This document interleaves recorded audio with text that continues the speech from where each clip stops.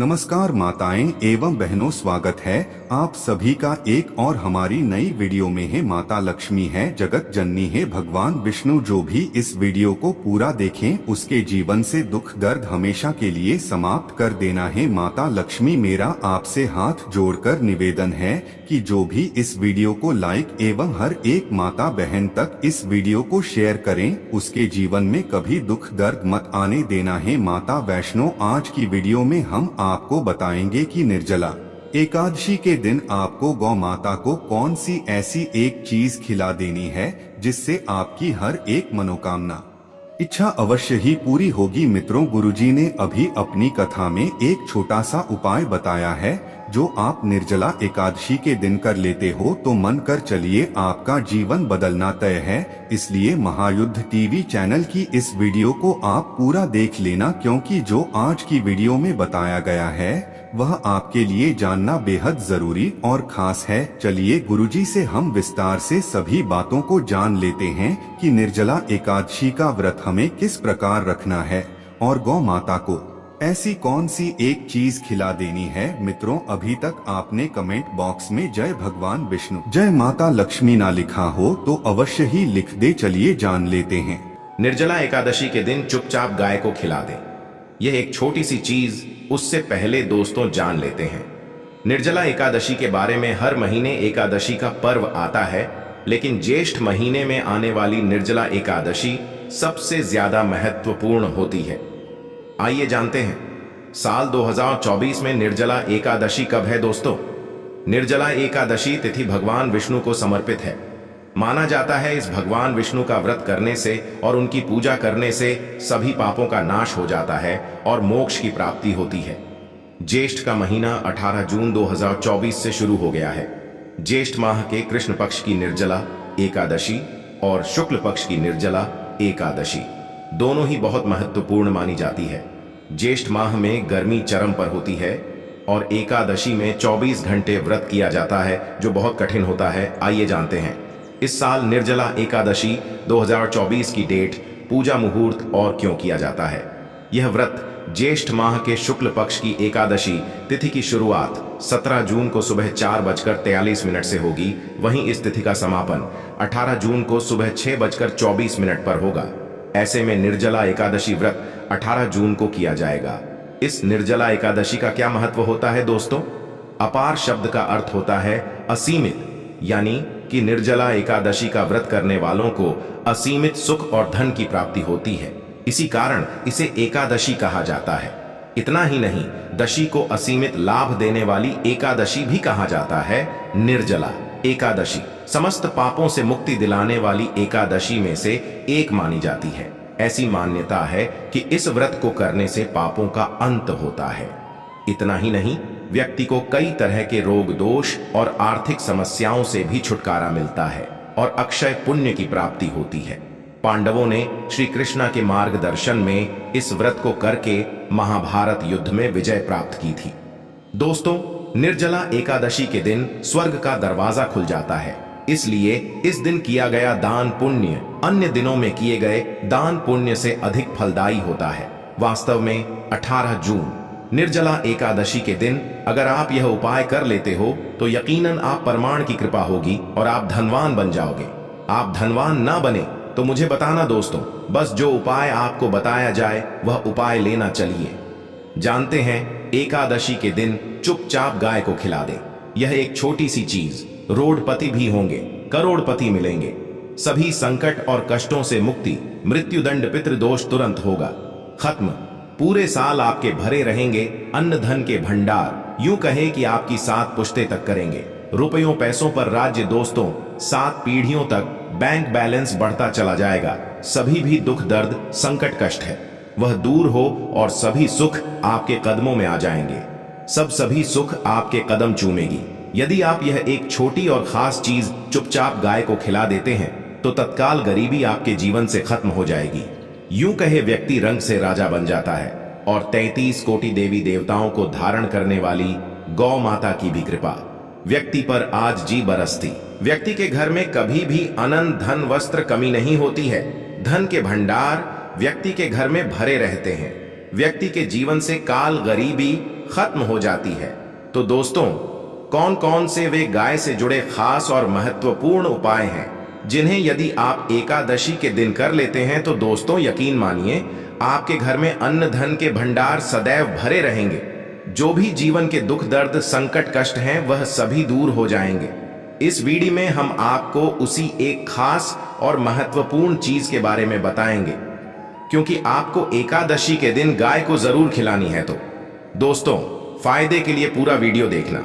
यदि आज की इस वीडियो को अपने बीच बीच में से देखा, काट काट कर देखा, तो यकीन मानिए जीवन में आपको कभी सफलता हासिल भी नहीं होगी, क्योंकि इस वीडियो में आपको कुछ ऐसे उपाय गाय से जुड़े बताने वाले हैं जिन्हें करने से आपके जीवन के जो भी दुख दर्द संकट है या कामयाबी होने में कोई बाधाएं आ रही, सभी से छुटकारा मिलने वाला है। यूं कहे कि आपके जीवन में अपार धन सुख संपत्ति की प्राप्ति हो जाएगी। कभी भी धन से संबंधित परेशानी नहीं रहेगी। आर्थिक स्थिति आपकी प्रबल हो जाएगी। धन प्राप्ति के योग्य बन जाएंगे और जीवन में सदैव अनंत धन के भंडार आपके घर में भरे रहेंगे। अनंत धन वस्त्र कभी कमी नहीं होगी आपके घर में। तो दोस्तों, आज का वीडियो पूरा देखकर जाना। यदि आप चाहें आप और आपके परिवार पर सदैव गौ माता की कृपा से, आपके पितरों की कृपा से, देवी देवताओं की कृपा से, तो दोस्तों वीडियो को देखकर जाना। बहुत ही फायदेमंद वीडियो है। पूरे 50 सालों के बाद ऐसे दुर्लभ संयोग है, तो पूरा वीडियो देखकर जाना। यदि आप लाभ हासिल करना चाहते हैं और 7 पीढ़ियों तक कभी कोई किसी तरह की कमी ना हो, ये फल चाहते हैं, तो वीडियो को पूरा देखकर जाना। बहुत ही लाभप्रद वीडियो है आपके लिए। दोस्तों, वीडियो को आगे शुरू करें उससे पहले आपसे रिक्वेस्ट करते हैं कि इस वीडियो को लाइक कर चैनल को सब्सक्राइब कर देना और कमेंट बॉक्स में सच्चे दिल से जय गौ माता लिख देना, जिससे माता की कृपा आपके और आपके परिवार के ऊपर सदैव बरसती रहे। और ज्यादा से ज्यादा वीडियो को शेयर जरूर करना, ताकि और लोग भी इस वीडियो के माध्यम से लाभ हासिल कर सके। इन उपायों को करने से अपने जीवन में सदैव धन सुख संपत्ति की प्राप्ति कर सके। तो शेयर करना ना भूले इस वीडियो को, जिससे और लोगों का भी भला हो। आपको बता दें, इस दिन तीर्थ स्नान करना बहुत ही फलदायी समझा गया। यदि कहीं तीर्थ स्थान पर पवित्र नदी में स्नान करना संभव ना हो, तो आप क्या करें? घर पर ही नहाने वाले पानी में गंगा जल की कुछ बूंदें डालकर स्नान कर लें। और साथ ही साथ यदि आप स्नान आदि से निवृत्त हो जाएं, सर्वप्रथम तो अपने घर के पूजा स्थान को साफ कर वहां पूजा पा करें और दान जरूर करें। और इस एकादशी के दिन दान करने से सभी मनोकामनाएं पूर्ण हो जाती हैं। एकादशी के दिन कर पूर्वजों की पूजन के लिए बहुत ही शुभ फलदायी समझा गया है। आप गाय का उपाय बताने से पहले एक उपाय आपको बता दें। इस उपाय को जरूर दूर करें। क्या करें कि शाम के समय पीपल के पेड़ के नीचे आपको सरसों का चौमुखी दीपक, आटे का दीपक बनाना है। चौमुखी, उसमें आपको कलावे की बात लगाकर सरसों के तेल का दीपक जला देना है और बीच में 2 साबुत फूल वाले लौंग भी डाल दें। फिर देखिए कैसे चमत्कार आपके जीवन में होता है। शाम के समय लेकर उसे छोड़े, मनोकामना मांग कर। दोस्तों, 11 दिनों के अंदर आपकी वह मनोकामना पूर्ण ना हो जाए तो हमें बता देना। बहुत ही प्रभावशाली उपाय बताया मैंने आपको, बहुत ही दुर्लभ से दुर्लभ है। इस बार नए वर्ष के उपाय को जरूर करें। यह उपाय जो है बहुत ही आपको लाभ देगा। और अब बात करें गाय से जुड़े कौन कौन से उपाय आपको इस दिन, मतलब गाय से जुड़े उपाय जिन्हें करने से व्यक्ति को 7 पीढ़ियों तक बैंक बैलेंस की कमी नहीं, दुख दर्द संकट कष्ट दूर हो जाते हैं और सभी सुख व्यक्ति के कदमों में आ जाते हैं।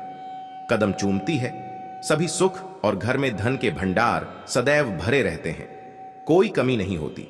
किसी तरह कौन कौन से उपाय ध्यान से सुनना, जिस तरह बताएं उसी तरह इन उपायों को आपको करना है।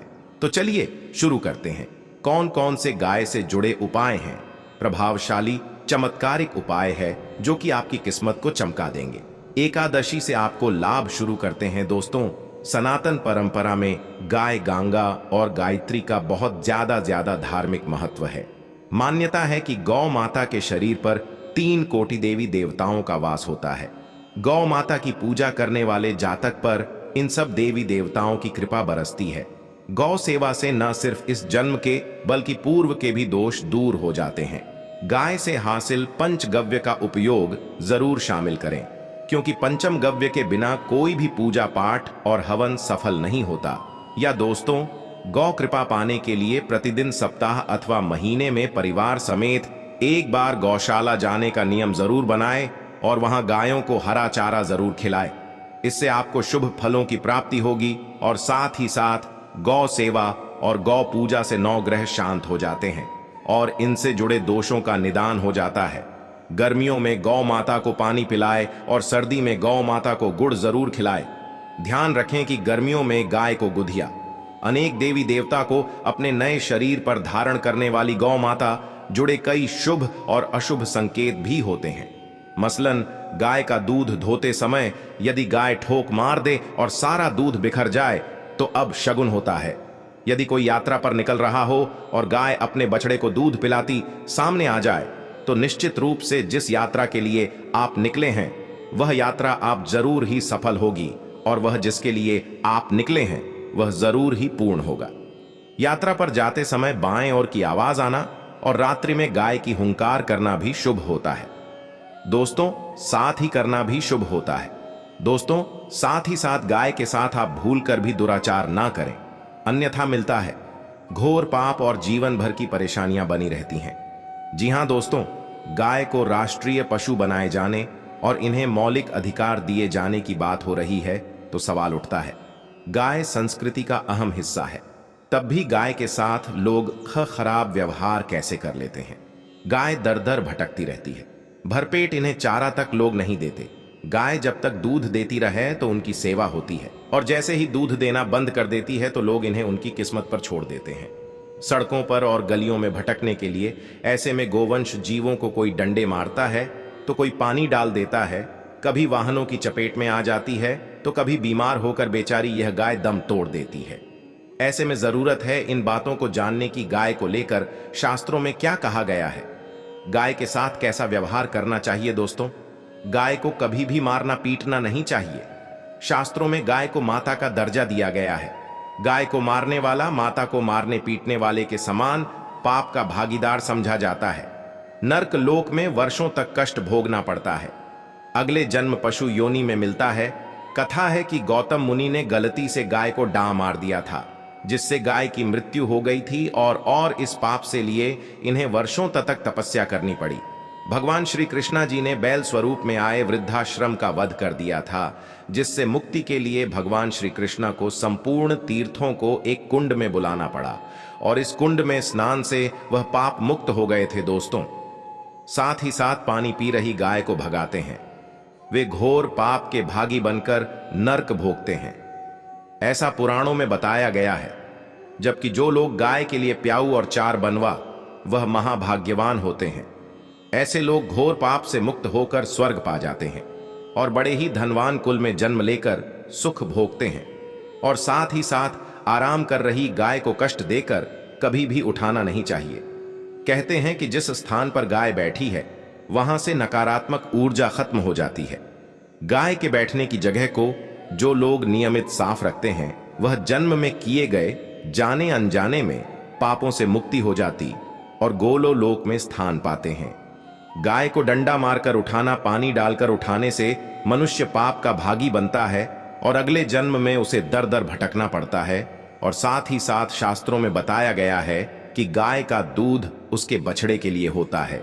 गाय के बछड़े से बचा हुआ दूध ही मनुष्य को लेना चाहिए, परंतु कुछ लोग एक बार गाय को दूध लेने बाद फिर से बछड़े के लिए बचा हुआ दूध भी धो लेते हैं।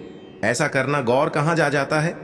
ऐसे दूध को धोने वाला और ग्रहण करने वाला दोनों ही पाप के भागी बन जाते हैं। दोस्तों, साथ ही साथ शास्त्रों में कहा गया है कि गोवंश मतलब गाय और बैल के पीठ पर नहीं बैठना चाहिए।